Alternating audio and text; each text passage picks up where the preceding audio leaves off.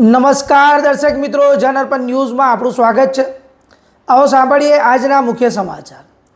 મિત્રો, આપ જાણો છો કે ગણપતિ વિસર્જનને આવે ગણતરીના દિવસ છે ત્યારે ઠેરે ઠેર એમાં શહેર હોય કે ગામડું હોય કે તાલુકો હોય, ગણપતિ વિસર્જન માટે સરકારી જે અધિકારીઓ છે તેના તરફથી તમામ વિસર્જનને ધ્યાનમાં લઈને બંદોબસ્તની વાત હોય કે પછી કૃત્રિમ તળાવની વાત હોય તો એ ધ્યાનમાં લઈને તમામ તૈયારીઓ કરવામાં આવી છે। તો આજે વાત કરીશું વાઘોડિયાની।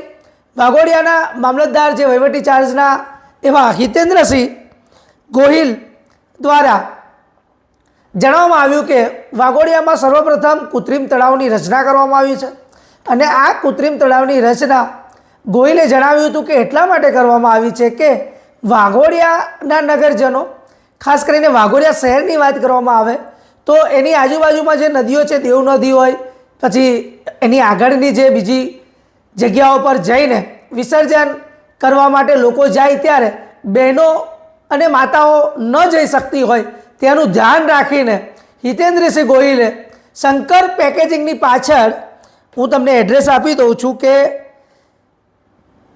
પરિયા દાદાના મંદિર પાસે આ કૃત્રિમ તળાવ બનાવવામાં આવ્યું છે। આ કૃત્રિમ તળાવ બનાવ્યું તેની સાથે સાથે રોડ રસ્તાનું પણ સુંદર આયોજન કર્યું છે કે જેથી કરીને ગણપતિ વિસર્જનના તમામ મંડળો જ્યારે વિસર્જન કરવા માટે જાય ત્યારે તેમને કોઈ તકલીફ ના પડે। અને મહત્ત્વની વાત એ છે કે જ્યારે સૂઝ અને બૂઝ સરકારી અધિકારીઓ પોતાની સાચી નિષ્ઠાથી કામ કરે ત્યારે શું નહીં થઈ શકે।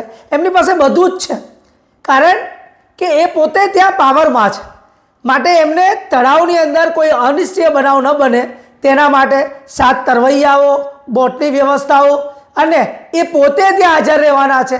પોલીસનો ચાપતો બંદોબસ્ત છે અને તેની સાથે જે કહેવાય કે ધામધૂમથી અને વાસ્તે ગાસ્તે શ્રીજીનું જે કહેવાય કે વિસર્જન દરમિયાન કોઈ પણ જાતનો અનિશ્ચય બનાવ ન બને અને વાઘોડિયાની જનતા સુંદર રીતે હર્ષોલ્લાસથી, આનંદ મંગલથી આ વિસર્જન કરે તેના માટે હિતેન્દ્રસિંહ ગોહિલે આજે મીડિયા સંબોધન કરતાં જણાવ્યું હતું।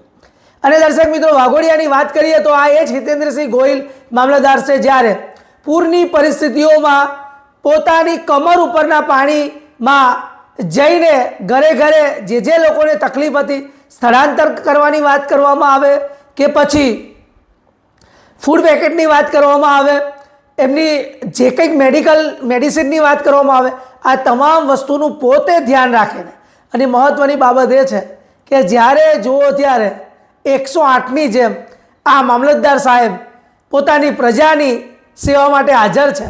તો ખરેખર આવા મામલતદાર, આવા સરકારી અધિકારીઓને અમે પણ જનઅર્પણ ન્યૂઝના માધ્યમથી ખૂબ જવાબદારીપૂર્વક કહીએ છીએ કે અમને પણ આનંદ થાય છે। નિષ્ઠા, પોતાની ફરજ દરમિયાન નિષ્ઠા તો છે પણ સાથે સાથે માનવતા પણ છે। અને એની સાથે બીજી વાત કરીએ તો કાયદો અને ન્યાય વ્યવસ્થા પણ ધ્યાનમાં રાખી અને આ કામ કરવામાં આવે છે। તો વાઘોડિયાની જનતા માટે ખુશીના સમાચાર છે। તમામ લોકો વિસર્જન માટે શંકર પેકેજની પાછળ બનાવેલા કૃત્રિમ તળાવમાં જજો અને આનંદ મંગલથી ગણપતિ વિસર્જન કરજો। મારા વાઘોડિયા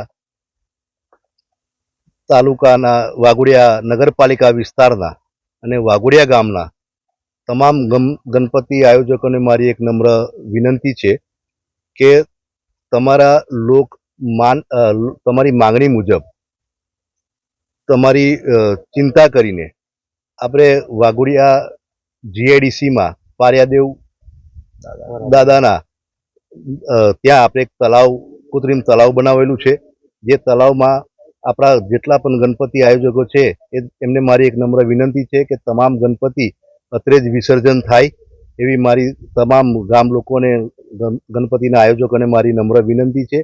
આ તળાવ બનાવવાનો આશય એક જ છે કે જે મારા બહેનો છે, જે માતાઓ છે, કે જ્યારે ગણપતિ દાદાનું જ્યારે વિસર્જન થતું હોય અને એ દિવસે છેલ્લી જે આરતી હોય છે એમાં અમારી માતાઓ કે અમારી બહેનો એમાં સહભાગીદારી નથી થઈ શકતી, કેમ કે આ લોકો બધા દેવ નદી છે, કોઈ વ્યારા અને આ બધે દૂર દૂર જે વિસર્જન ખંડા છે બધે વિસર્જન કરવા જતા હતા એની અંદર અમારી બહેનો કે માતાઓ જઈ નથી શકતી।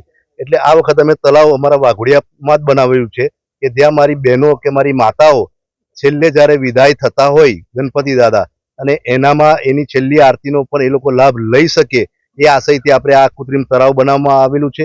અને એની માટે મારી તમામ લોકોને હાથ જોડીને વિનંતી છે કે તમામ ગણપતિનું વિસર્જન આપણે આ કૃત્રિમ તળાવમાં જ થાય એવી મારી તમામ લોકોને મારી નમ્ર વિનંતી છે. આના માટે આપણે જીઆઈડીસી થી લઈને તે તળાવ સુધી રોડ બનાવવામાં આવેલા છે. આપ આસપાસ જોઈ શકો છો, અમે લાઇટિંગની સુવિધા બી કરવામાં આવેલી છે. અને અંદર કોઈ ડૂબાણ ના થાય એના માટે અમે 7 તરવૈયા પણ રાખવામાં આવેલા છે કે કોઈ અનિચ્છનીય બનાવ ના બને. અમે એક તળાવ પણ બનાવેલો છે. એ લોકો માટે અમે લાઈફ જેકેટ, લાઈફ રિંગની પણ અહીંયા અત્રે વ્યવસ્થા રાખવામાં આવેલી છે.